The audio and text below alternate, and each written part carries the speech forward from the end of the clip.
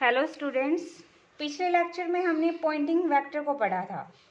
आज का हमारा टॉपिक है reflection and refraction of plane electromagnetic waves at a plane dielectric medium. यानी डाइलेक्ट्रिक मीडियम के किसी प्लेन सरफेस से हमें क्या पढ़ना है? Reflection and refraction of electromagnetic wave. अब देखो, जब भी किसी मीडियम के इंटरफेस के ऊपर कोई भी इलेक्ट्रोमैग्नेटिक वेव इंसिडेंट होती है तो उसका कुछ पार्ट तो क्या होता है, रिफ्लेक्टेड हो जाता है, और कुछ पार्ट क्या हो जाता है, रिफ्रैक्टेड हो जाता है। अब देखो, रिफ्लेक्टेड पार्ट कुछ रूल्स को फॉलो करता है जिसे हम लॉ ऑफ रिफ्लेक्शन बोलते हैं, और वही रिफ्रैक्टेड पार्ट भी कुछ लॉ को फॉलो करता है जिसे हम लॉ ऑफ रिफ्रैक्शन कहते हैं। अब ये तो हमने पढ़ रखा है ऑप्टिक्स में, 12th क्लास में आपने पढ़ा था। जब भी कोई एक वेव या फिर कोई रे आती है किसी मीडियम में और वह जब उसी मीडियम में क्या हो जाती है, वापस आ जाती है, तो उसे हम क्या बोलते हैं, रिफ्लेक्शन। और जब वो इंसिडेंट रे आती है और वो किसी दूसरे मीडियम में चली जाती है तो उसे हम बोलते हैं रिफ्रैक्शन। ये आपने कौन सी क्लास में पढ़ा था? 12th क्लास में। आज हम इलेक्ट्रोमैग्नेटिक वेव के जो अपने रूल हैं उनके थ्रू भी हम क्या करेंगे, इन लॉ को गेन करेंगे। तो इसके अंदर हमने क्या ले लिया, हमने क्या ले लिया, ये इंटरफेस ले लिया जो इन दो मीडियम को क्या कर रहा है, सेपरेट कर रहा है। एक्स डैश प्लेन है, ये जेड प्लेन है, ठीक है। अब देखो, ये कोई वेव आ रही है, इसका वेव प्रोपेगेशन कांस्टेंट हमने मान लिया कि आई है, और ये जो आपका इस जो जेड प्लेन से क्या बना रही है, थीटा आई एंगल बना रही है। अब ये वेव इसी मीडियम में वापस चली जाती है तो ये हमने क्या मान लिया, रिफ्लेक्शन। प्रोपेगेशन कांस्टेंट है के आर, और एंगल बन रहा है आपका थीटा आर बन रहा है। अब वैसे ये वाली वेव, इसकी दो पॉसिबिलिटी, या तो ये इस मीडियम में चली जाए या फिर इस मीडियम में। अब जब उसका कुछ पार्ट तो किस में चला गया, उसी मीडियम में जिस मीडियम में ये इंसिडेंट हुई थी उसी मीडियम में, और कुछ पार्ट इसका चला गया दूसरे मीडियम में। तो ये मीडियम फर्स्ट, ये मीडियम सेकंड। N1 क्या है, refractive index of first medium, and N2 is the refractive index of second medium, ठीक है। अब देखो, incident electromagnetic wave of frequency omega I and wave propagation constant के आई, इट्स इक्वेशन ई। यानी जो आपकी इंसिडेंट इलेक्ट्रोमैग्नेटिक वेव है उसकी फ्रीक्वेंसी हमने मान ली ओमेगा आई है और वेव प्रोपेगेशन कांस्टेंट के आई है। उस वक्त उसकी जो इक्वेशन होगी वो होगी E I vector is equal to E I naught vector exponential eta omega I T minus K I vector dot R vector. यहाँ पे ई आई नोट वेक्टर क्या है, एम्पलीट्यूड है इंसिडेंट वेव का। ओमेगा आई क्या होगी, आपकी एंगुलर फ्रीक्वेंसी हो गई, क्या आई वेव प्रोपेगेशन कांस्टेंट है। अब देखो, जैसे हमने इंसिडेंट वेव को लिखा है वैसे ही हम कौन से वेव को लिखेंगे, reflected and refracted electromagnetic wave को। अब हमने क्या मान लिया, जो आपकी रिफ्लेक्टेड वेव है उसकी जो एंगुलर फ्रीक्वेंसी क्या आपकी ओमेगा आर है, जो रिफ्रैक्टेड वेव है उसकी जो एंगुलर फ्रीक्वेंसी क्या है, ओमेगा टी है। वहीं वेव प्रोपेगेशन कांस्टेंट की आर किसका है, रिफ्लेक्टेड का, और के टी किसका है, रिफ्रैक्टेड का। तो इनकी इक्वेशन क्या बन जाएंगी अब, E R vector is equal to E vector R naught exponential eta omega R T minus K R vector dot R vector. E T vector is equal to E T naught vector exponential I eta omega T T minus K T vector dot R vector. यहाँ पे omega R क्या है, angular frequency of reflected wave, omega T क्या है, angular frequency of refracted wave, के are wave propagation constant of reflected, और K T क्या है, wave propagation constant of refracted. वहीं ई आर नोट वेक्टर क्या हो जाएगा, amplitude of reflected wave, E T naught vector क्या हो जाएगा, एम्पलीट्यूड ऑफ रिफ्रैक्टेड वेव, ठीक है। अब देखो, हमें पता है ई बाउंड्री कंडीशन के अकॉर्डिंग जो मीडियम का इंटरफेस होता है उसके ऊपर जो टेंजेंटियल कंपोनेंट होते हैं वो क्या होने चाहिए, इक्वल होने चाहिए, इक्वल होने चाहिए। दैट मीन्स ई आई जो आपकी इंसिडेंट वेव है उसका X component plus E R जो X component of reflected wave is equal to E T X. यानी मीडियम फर्स्ट का जो एम्पलीट्यूड है उसका सम और जो आपकी ट्रांसमिटेड वेव हुई है या फिर मैं बोलूँ रिफ्रैक्टेड वेव है, वो इस रूल को फॉलो करने चाहिए। अब देखो ई आई की वैल्यू आपको पता है, हमने फर्स्ट इक्वेशन में देखा था। ई आई की वैल्यू क्या थी आपकी, ई आई नोट एक्स ले रहे तो हमने यहाँ पे क्या लिख दिया, एक्स लिख दिया, exponential eta omega I T minus K I vector dot R vector plus E R X की वैल्यू क्या थी, ई आर नोट एक्स लगा दिया, exponential eta omega I T minus K R vector dot R vector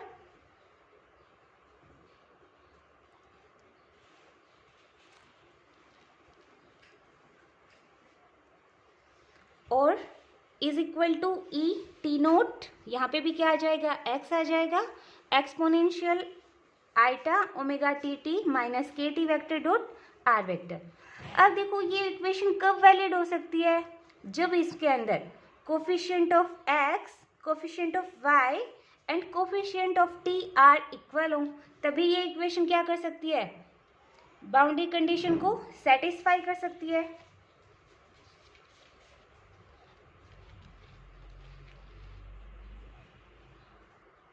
अब देखो आप t के coefficient की आपस में कंपैरिजन करो, कंपैरिजन करोगे तो आपके क्या आएगा, ओमेगा आई क्या था, t का कोफिशिएंट इंसिडेंट के लिए था, ओमेगा आर वाला क्या था, रिफ्लेक्टेड वेव के लिए थी, और ओमेगा टी कोफिशिएंट t का कब था, जब वो रिफ्रैक्टेड वेव के लिए था।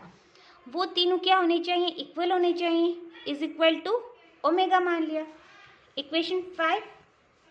अब देखो यहाँ पे हमें क्या देखने को मिल रहा है, बाउंड्री कंडीशन के अलोंग, यानी जब हमने एक्स वाई टी के कोफिशिएंट को आपस में इक्वल किया उस वक्त हमें omega I is equal to omega R देखने को मिला और omega R is equal to omega T देखने को मिला।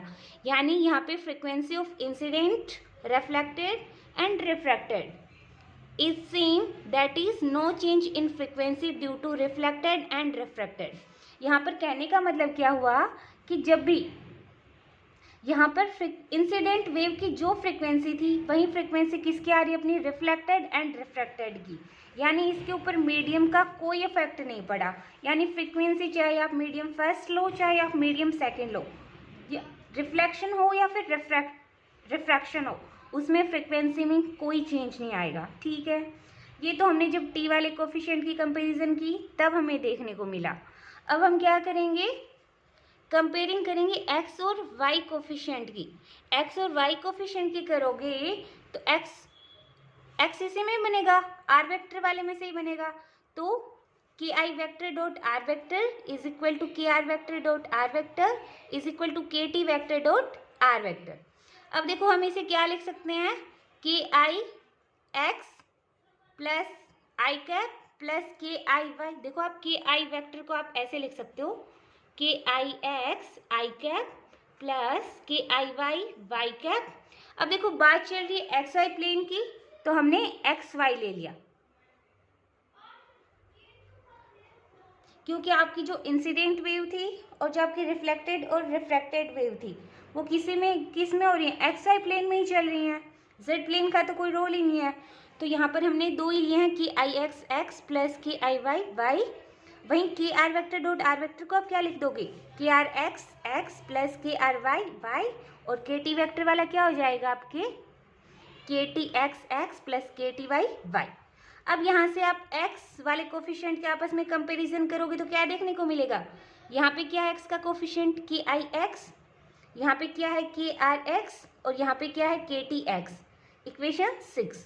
वैसे ही y वाले कोफिशिएंट के भी कंपैरिजन करोगे तो यहाँ पे क्या है के आई वाई, यहाँ पे के आर वाई, यहाँ पे के टी वाई, तो K I Y is equal to K R Y is equal to K T Y. अब देखो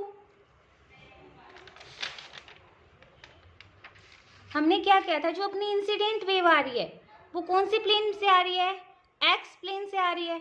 दैट मीन्स उसके अंदर किसका रोल नहीं है, वाई का कोई रोल नहीं है, यानी इंसिडेंट वेव हमारी कौन से प्लेन में है, एक्सजेड प्लेन में है, तो के आई वाई क्या हो जाएगा, जीरो हो जाएगा। अब देखो के आई वाई जीरो हो गया तो इसका मतलब क्या होगा कि जो के आर वाई किसके इक्वल है, के आई वाई के इक्वल ही है ना, तो के आर वाई और के टी वाई भी क्या हो जाएंगे, आपस में जीरो हो जाएंगे। यानी यहाँ पर हमें क्या देखने को मिल रहा है, अब देखो के आई वाई 0 है, के आर वाई 0 है, के टी वाई 0 है, तो यहाँ पर हमें क्या देखने को मिला, के आई एक्स, ये वाली इक्वेशन ही बचेगी, यानी आपका wave propagation coefficient K I, wave propagation coefficient for reflected, wave propagation coefficient for refracted, sorry यहाँ पे हाँ सही है। अब देखो यहाँ पर वाई प्लेन कहीं नहीं दिख रहा, जेड प्लेन भी नहीं दिख रहा, यहाँ पर सिर्फ हमें कौन सा देखने को मिला है, के आई एक्स, के आर एक्स, के टी एक्स देखने को मिला है, यानी सिर्फ एक्स देखने को मिल रहा है। तो यहाँ से हम क्या बोल सकते हैं कि जो इंसिडेंट वेव है, रिफ्लेक्टेड वेव है और रिफ्रैक्टेड वेव है, तीनों कौन से प्लेन में है, एक्स प्लेन में है, दैट मीन्स वो सेम प्लेन में है। अब देखो आपका जो first law of reflection and refraction क्या कहता है कि incident wave, reflected wave and refracted wave तीनों किस में होने चाहिए, सेम प्लेन में होने चाहिए। तो यहाँ पर ये हमारा जो आपका रिफ्लेक्शन एंड रिफ्रैक्शन का फर्स्ट लॉ वो फॉलो हो रहा है। So by equation 6 incident, reflected and refracted waves are in same plane. This is the first law of reflection and refraction. Okay, अब देखो इस डायग्राम को देखो, इस डायग्राम को देखने पे आपको क्या मिल रहा है, थीटा आई क्या आपका इंसिडेंट एंगल है, जो आपका जो ये अभिलंब है इसे थीटा आई एंगल बना रहा है, यानी आपकी इंसिडेंट वेव इसे थीटा एंगल पे इंसिडेंट हो रही है। थीटा आर क्या आपका रिफ्रैक्टेड एंगल है और थीटा टी वहीं पे क्या आपका रिफ्रैक्टेड एंगल है, ठीक है। तो यहाँ से theta I, theta R and theta T are the incident, reflected and refracted angle respectively. अब देखो हमने ऊपर वाली इक्वेशन से क्या किया था, K I X is equal to K R X is equal to K T X था ना। अब देखो ये आपका क्या है,